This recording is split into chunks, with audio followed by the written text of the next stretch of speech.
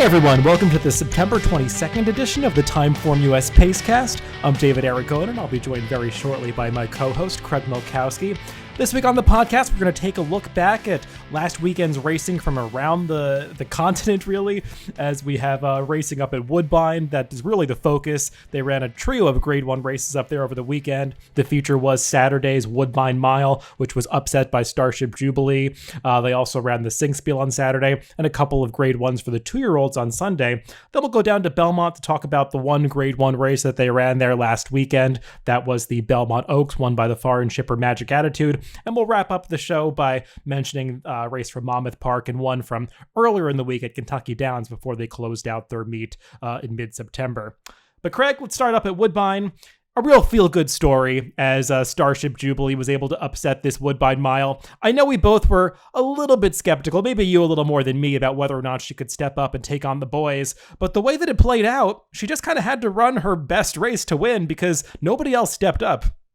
Yeah, it wasn't a feel-good story for my wallet, but that's another story. As you said, I was against her a bit in here, but she stepped up. Like you said, she ran a solid race, got a really nice trip. She got a 121 TimeformUS speed figure for the win, which if you told me beforehand that was going to be good enough to win, I wouldn't have dismissed her, but it turns out it was. And, just a solid effort for a 7-year-old mare. I mean, she's a really cool mare, obviously. The kind I can get behind as a fan, and looking forward to see what she does going forward. That said, I just don't think this was a very strong Grade 1 at all. I think her main competition, March to the Arch, didn't get the greatest of trips or rides or however you want to look at it, and the rest of these horses just aren't of Grade 1 type, so she took full advantage, and props to her. Yeah, I mean, she is just an amazing horse. She was claimed for $16,000 in February of 2017. Since then, she's won, she's won 19 races lifetime. Since that claim, she's won 17 races, 17 out of, I think, something like 26 starts. It's just amazing. She just always shows up, really regardless of competition. As you said, her best race doesn't always make her good enough to beat really the top-level Grade 1 horses in this country. But when nobody else really runs well above that 120 TimeformUS speed figure mark, she's able to win these races, and she's just going to be there no matter what. And she got the trip in this race, as you said. She got the jump on her main competition, March to the Arch. And you could tell coming to the 8th pole, she was really kicking for home and nobody was going to catch her. I do agree with you a little bit about March to the Arch. He did have to negotiate his way through some traffic, especially in upper stretch. It would have been nice to see him get that clear run on the outside, which I think is what he prefers. But at the end of the day, he was just second best to this horse. And the real disappointment here was War of Will, who we talked about it beforehand. His win in the Maker's Mark back in July wasn't the fastest race from a speed figure standpoint, wasn't beating the toughest field. Horses have come back out of that race and just all underperformed. And you can add his name to the list because he's another one who regressed in this race. Yeah, he just didn't do much running. He didn't have the greatest speed figures coming in either, right around the 120 mark, but he wasn't able to reach that here either.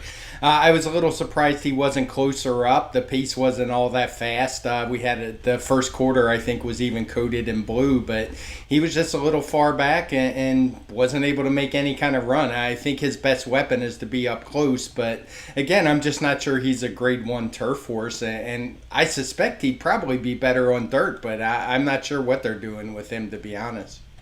And with Starship Jubilee, I think they have a decision to make because they haven't tackled the Breeders' Cup with her before, but her connections did say they're mulling around their options for going to the Breeders' Cup. I'd imagine it would be a tough call between the mile and the filly and mare turf because a mile and 3/16 is probably stretching her a little bit. She's really more of a mile and a 16th kind of horse, so maybe the mile's a more natural fit, though I feel like that would be a tough spot for her as well. We'll see, though. I mean, based on this performance, she's definitely in the mix. I just think she's going to have to run faster to win a race at that level. Yeah, for sure. And I think they have that race a couple weeks. I'm not sure how the schedule is this year, but they have another day of a bunch of graded races at Woodbine usually, and there's a race that she would fit in nicely as well. So, I mean, I don't think it's a given they're going to go Breeders' Cup. The other graded stakes race that ran on Saturday at Woodbine was the Grade 3 Singspiel, and this was one where it was just kind of dominated by the local horses, as there were a few shippers in this race, a couple horses from Graham Motion's barn who took some money. They just didn't really show up, though, as horses coming out of some local allowance races really dominated this race. Yeah, I couldn't have came up with Count Again. He was 20-1 on the morning line, and it looked legit to me, but he wound up going off 9-1, so some people liked him for sure. He was coming in 2 of his last 3 turf races. We had coated heavily in blue, and he was able to make really good runs late, so I guess he did have that going for him, but on the speed figure scale, he was definitely lacking, but he was able to step up here. He got only a 1:15 TimeformUS for the win, so for grade 3, again, this isn't your strongest race that you're going to see. We kind of talked about on the forecast that we didn't think there was any real standouts in here. The favorites didn't run well, so nothing really surprised me here, but Count Again, I would have had trouble coming up with him. Yeah, you could tell the public was very confused in this race because it was a 9-horse field, and 2 horses went off at the exact same price of 7-2, or exactly 3.65-1. Those were Standard Deviation and Tiz Slam, the 2 horses that each of us liked. Neither of them ran particularly well. I mean, Tiz Slam really had no excuse. He got his preferred trip, setting a moderate pace, and just couldn't really kick for home. And despite the fact that the pace didn't look to be that fast, it was really dominated by horses that came from the back of the pack, including the winner, Count Again. Say the Word, who was actually Count Again stablemate for Gail Cox and Samson. That horse came from last and almost got up for second, almost creating an exacta for the trainer.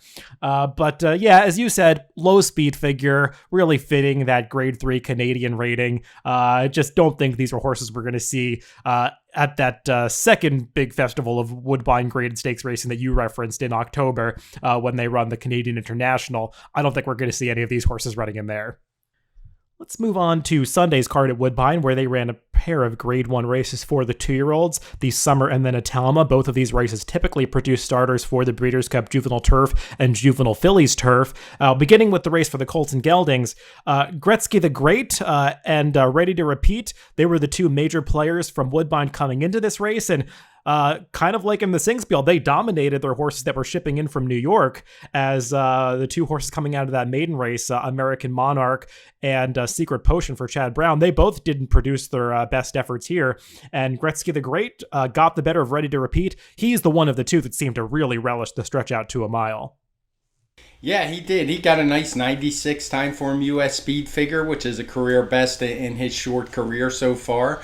And as you mentioned, the local horses really dominated all weekend. We're going to talk about the Natalma, and basically they won every race. Ran, I think, took the exacta in every race except for the Natalma. So strong effort from the Woodbine horses, which isn't a huge surprise. I mean, they're offering a ton of purse money up there. Obviously got some really quality horses, and Gretzky the Great was just good. I mean, he looked good all the way. There was some trouble at the end. There was a pretty long inquiry. I was surprised, as this was clearly one where I think it was a foul, but it certainly didn't affect the outcome of the order of finish. Ready to Repeat held second. Maybe it would have been a different story if he did not, but since he did, I had no problem with the call there.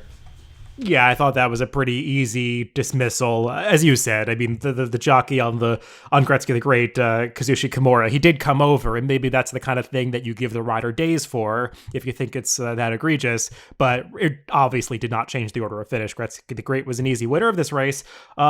Yeah, he just seems like an improved horse based on that speed figure he got. He's definitely going to be a player in the Breeders' Cup if they decide to go there. He's also an Ontario bred, so I imagine he's the kind of horse they'll think about the Queen's Plate next year with him. The one thing I would just add is he's a son of Nyquist, and I think we're starting to see that these Nyquists can really run. He's now had 2 Grade 1 winners in his first crop to go along with Vquist, who won that Spinaway so impressively. It seems like they run on any surface, and this one was able to stretch out in distance. He's one of the freshman sires that's really putting a stamp on his progeny. Yeah, that's a really good point about him. I wasn't his biggest fan as a horse. Not that I dislike the horse, but he just never ran that fast. So I was always trying to beat him, mostly futilely, until late. I think it was the Preakness where he finally lost. But yeah, he's done nothing wrong in the shed so far, and it's always a good sign when they're winning on both surfaces like he is. Now, in the female version of this race, the Natama, we again saw a locally based horse get the victory in Lady Spitespear. I know this was a filly whose debut you were quite taken with. She was impressive first time out, going 7 furlongs. She stretched out to the mile here and still beat a much tougher field. The speed figure came back a little bit lower than the summer, but she seems like a filly with some real talent. Yeah, she does. As far as the speed figure goes, she got a 92. I do want to address that a little bit because if you look at the clock, they were only 0.08 apart. But this is one of those GPS tracks. We've talked about it before. Equibase has made their statement on it, and the times were not that close. It was actually more like a half a second difference between the two races. So that's why you see that 4-point spread when it was only 0.08. And of course, we have a pace factor as well, but that didn't come into play too much on here. It was mostly because of the timing from video that changed how the figures look. As far as Lady Spitespear, just a solid effort. It was what I was expecting, to be honest. She still broke just, she's not always all that quick out of the gate, but once she gets going, she seems to just have a really high cruising speed and keeps going. Ada was getting to her late. I'm not sure how far Lady Spitespear wants to go. A mile might be her limit, but as a 2-year-old, that's kind of what you see. She's going to have to develop some if she wants to stretch out or even rate a little bit more than she has been, but just a solid effort from her, and we'll see where she goes if she shows up in the Breeders' Cup, because she's certainly worthy off of this effort.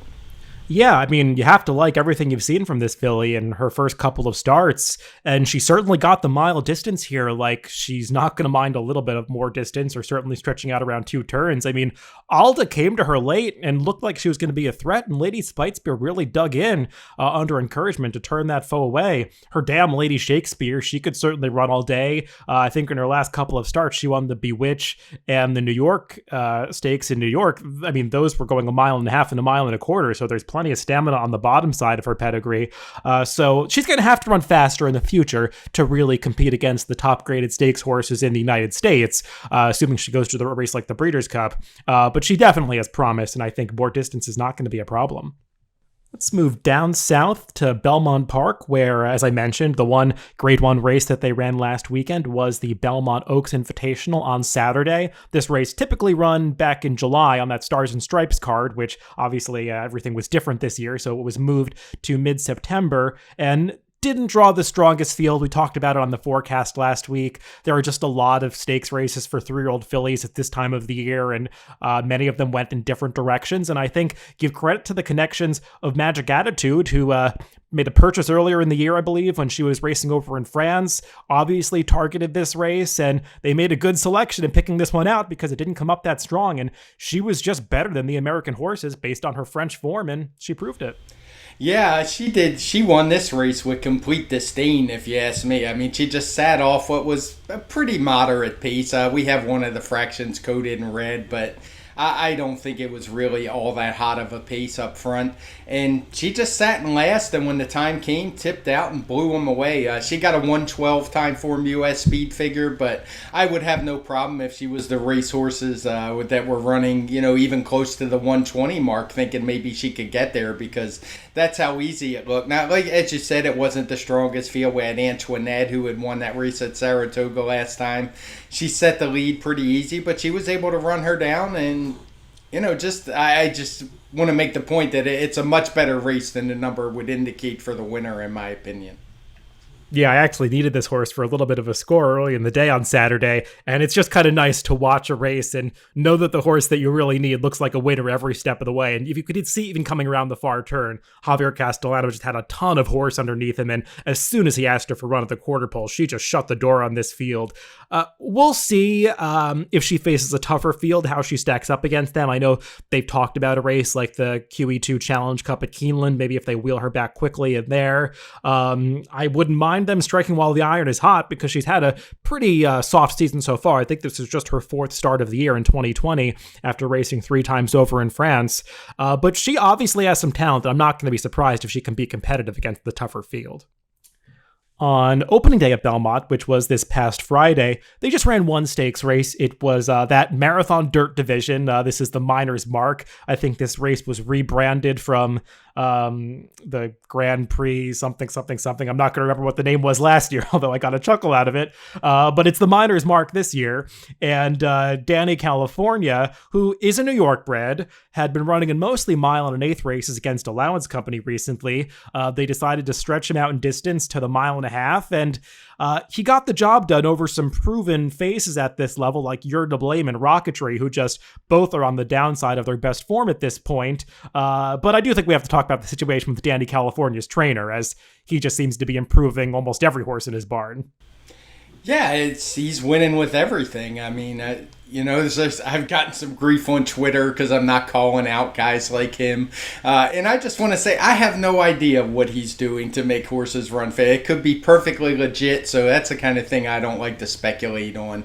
But there's no doubt he's certainly improving horses. I don't think that it hurt at all that they just basically allowed him to canter for the first 6 furlongs of this race. And at that point, I think it was basically over. It didn't matter if the race was a mile and an eighth or a mile and a half or 2 miles. If you just let a horse walk up front like he's out for a gallop in the morning, they're going to be tough to run down in the stretch.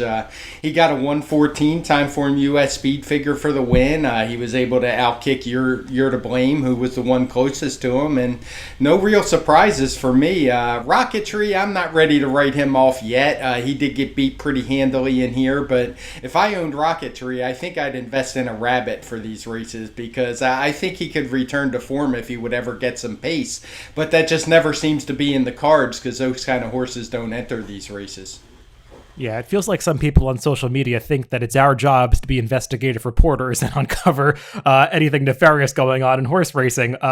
It's not. It is our job, though, to point out patterns. And for whatever, make of it what you will, but Orlando Nota, since the middle of Saratoga or really the beginning of Saratoga, has just showed a pattern of improving horses, winning races at about 33%, if not higher.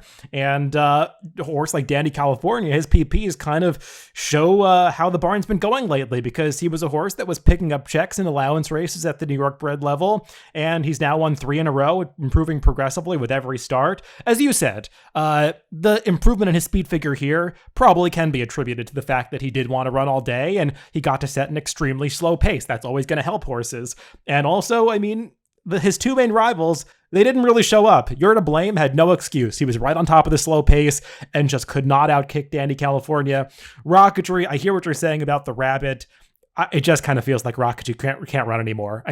He had that big season in 2018 where he ran a bunch of big races in these marathon distances, and it just seems like his form has slowly tailed off since then, and this was his worst performance yet. It just seems like the old Rocketry doesn't exist anymore. Yeah, I would agree. He's not a horse I want to bet because he always gets bet. I was just saying, as an owner, I would give it a shot to actually get a rabbit in there and just have him go wing and set a pace and see what he can do before just completely giving up on him. As a bettor, I want no parts of him because he always seems to take money. A race that turned some heads, and rightly so, took place on Sunday at Belmont as Faya, a Maryland bred who is making his first start for new owner Rob Mazziello and trainer Tom Albertrani, won a 6 furlong allowance race on the turf course, beating a pretty good field and doing it in extremely fast time, laying down fast early fractions, running them off their feet, and the TimeformUS speed figure really speaks to how well he ran. Yeah, it does. He got a 122 TimeformUS speed figure for the win, which is one of the best we saw all week. He did it easily. And what I like to look at in races like this is how he affected a horse like French Reef, who was actually the even money favorite, had come in off a big win with a 116 TimeformUS speed figure, and French Reef had to chase Faya, and he just couldn't keep up and gave it up late and wound up with only a 109. So in addition to the 122, that kind of shows me this was a legit effort. Now, he did come in with a 118 last out at Laurel. That's something that as a speed figure guy, I was pretty proud of. Laurel's one of those GPS tracks that I have to time from video for now. And so I knew that 118 fig was legit because I'm actually timing all the races and did adjust that one, as you can see by the T in our past performances. So it's just one of those where I saw he came in with a better figure. I was surprised he went off at 5-2, but maybe that was part of it because the time is just one of those iffy things for those races. Yeah, I mean, when I was handicapping this race, I had no doubt that you had really investigated that Laurel performance too back because he ran extremely fast that day, obviously. But even when you look at runbacks out of that race, that speed figure holds up. I mean, the horse who's second is even pretty good, and Faya just drowned him that day. And he came back in this tougher spot, and I mean, he just ran fast every single step of the way. And as you said, a horse like French Reef, it's just going to be tough for him to win a race against a horse like Faya when that one is just sent as aggressively as he was. And Luis Saez really pushed this horse out of the gate. And French Reef, Joel Rosario, I mean, he's not the most aggressive rider. And he tried to take that horse back and rate off Faya a little bit. And it just didn't work for him. I think French Reef is a real need the lead type. And he just was not going to be successful at that trip. But Faya's a funny horse. I mean, as I said, he's a Maryland bred. He really just doesn't have any turf pedigree, but boy, has he improved on this surface. And his current connections took a big gamble on him because they bought him out of a horses of racing age sale for $400,000 after that race at Laurel, which is a ton of money for a horse with no pedigree, especially one that's a gelding. But that investment might pay off based on this performance because he's bound for great at stakes races. Yeah, for sure. We didn't used to have a lot of sprints that were graded in this country on turf, but we're getting more and more of them. And at this point, with an effort like that, I mean, he even looks like a horse who could be a contender in the Breeders' Cup. Now, I'm not sure if he would get in because he's yet to even run in a stakes race, but he certainly got the ability that we've seen some from others, and I think he could compete in a race like that. I completely agree. I don't know if they're going to fast track him or not. There's a prep coming up at some point at Belmont and another one at Keeneland. It would be a 2 or 3 week turnaround, but we'll see what they do with him. But he's definitely a horse that might have that kind of talent. One more race to discuss from Belmont that took place on Saturday. It was a 2-year-old maiden race going a mile, one that appeared like it might have some quality runners in it, though most of them appeared to come from the Chad Brown barn. Neither of them showed up with particularly compelling efforts, but the Todd Pletcher-trained Likeable got to the front end under who else, Luis Saez, and just steadily drew away from this field. I don't know what was behind him at the end of the day because that his two main rivals didn't show up, but this horse certainly looked good in victory. Yeah, he did. It was a big effort. He got a 103 TimeformUS speed figure for the win. A good aggressive ride from Luis Saez. Certainly a promising 2-year-old.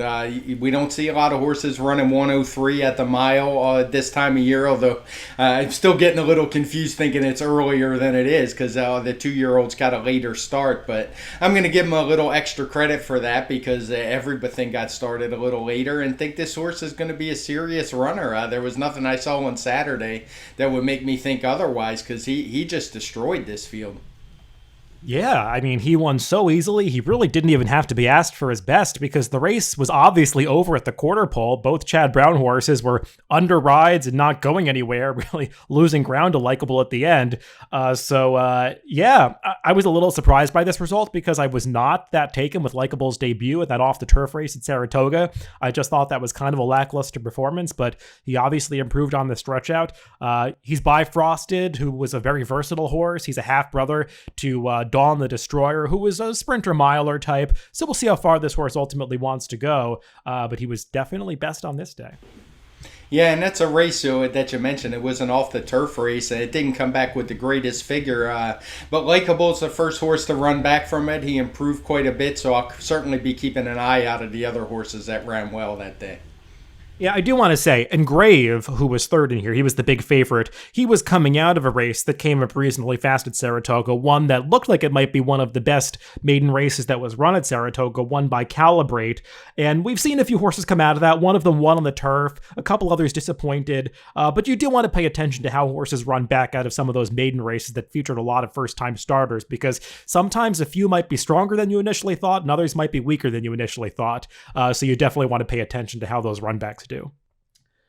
Let's move over a little bit down south to Monmouth Park in New Jersey, where they ran one graded stakes this past weekend, the Salvatore Mile on Sunday, and it was a little bit of redemption for Pirates Punch because he had been taken down in a controversial disqualification in the Islin the race before when Warrior's Charge got put up after his rider did a little bit of an acting job getting fouled down on the inside.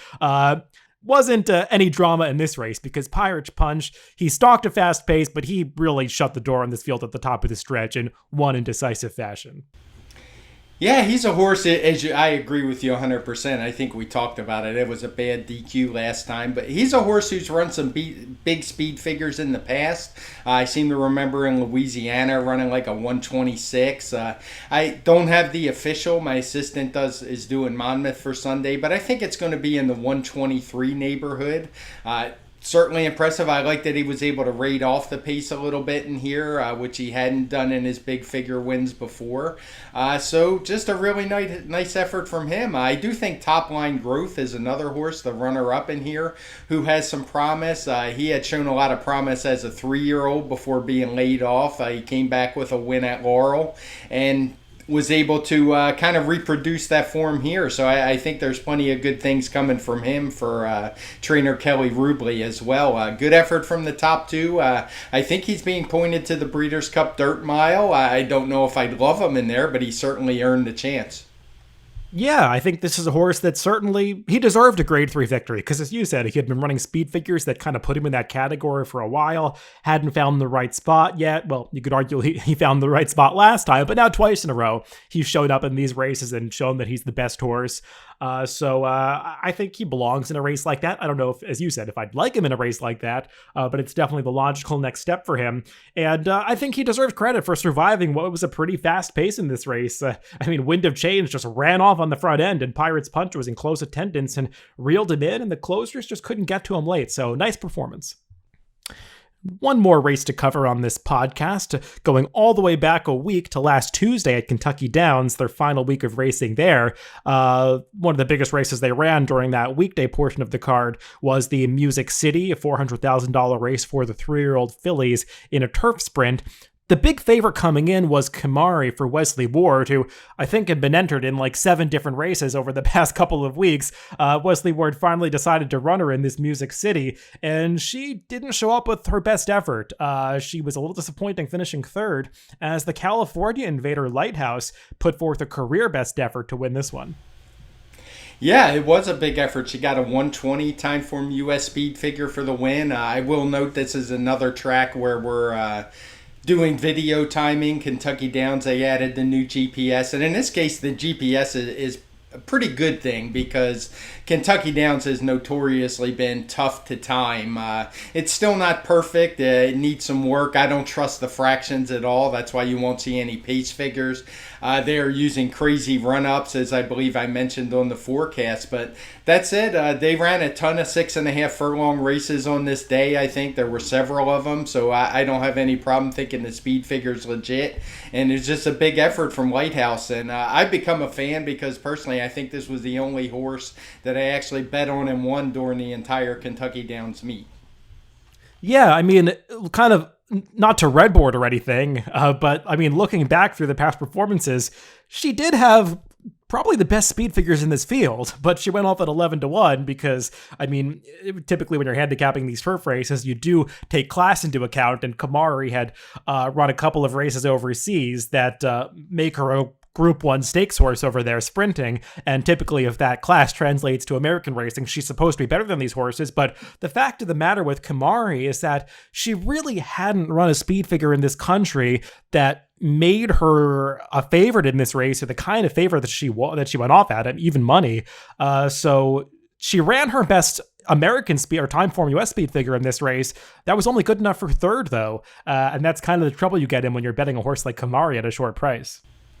Yeah, I'm always one. I of course love European turf racing, but I've just never been high on the sprint racing over there. We've seen this before. I can't remember who the Wesley Ward filly was that went over there and won some big races and could never seem to reproduce it when she came back to the States. And I always use that as a betting angle in the Breeders' Cup. I'm just totally against the Euro form. It's not their strong suit, and they just typically seem to underperform. Anything at a mile or longer, I'm all for it. But in these sprint races, I just don't buy those European races. Well, that's all the racing to recap this week. We mentioned on the forecast last week, this is probably the last slow week of stakes weekend of racing that we're going to have for the next several weeks, because the Breeders' Cup is right around the corner, just 6 weeks away, and we're going to start to have the prep races for those races coming pretty fast and furious. That starts this upcoming weekend at Santa Anita, where they have I think 5 graded stakes races on Saturday, including the Awesome Again, where Maximum Security and Improbable, the 2 Bob Baffert trainees, it really is top prospects in the handicap division, are supposed to face off against each other. So that's something to look forward to, and maybe we'll take a look at more of those Santa Anita graded stakes on the forecast when we do that on Friday. There are a couple races at Belmont as well, the Noble Damsel and the Vosberg, a prep for the Breeders' Cup Sprint. So we'll see how all of those come up, and I'm sure we'll cover a number of those on the forecast this upcoming Friday. Yeah, and let's not forget the Oklahoma Derby is being run on Sunday as well. Yeah, big race for you locally. I don't know, are they letting fans in there? Would you think about going to that? I know that's a race you don't usually like to miss. Yeah, I've actually been to Remington a couple times already this year. They're just keeping people apart, and it's pretty easy to do. So yeah, I've been a few times, no problems. You just have to wear a mask, and I just generally avoid people other than my wife, who goes with me, and have a good time. So it's the first time I've got to see live racing, so I'm not going to miss it. Nice. Yeah, I finally got back to a racetrack to see some live racing for the first time last week, and it was nice. I took a trip down to Monmouth Park, and that's always a favorite venue for me, but it's easy to stay outside the entire time and do distancing and wear the mask. So yeah, it's just nice to see racing live again, because many of us have been deprived of it for so long. Well, that's all there is to cover on the podcast this week. As I said, we'll cover those stakes racing from a handicapping standpoint on the TimeformUS forecast on Friday. Remember, you can always listen to us on DRF.com, Spotify, iTunes, YouTube, and SoundCloud. Wherever you get your podcast, just make sure to subscribe to the Daily Racing Form channel. Thanks for listening this week, and we'll be back with the TimeformUS forecast on Friday.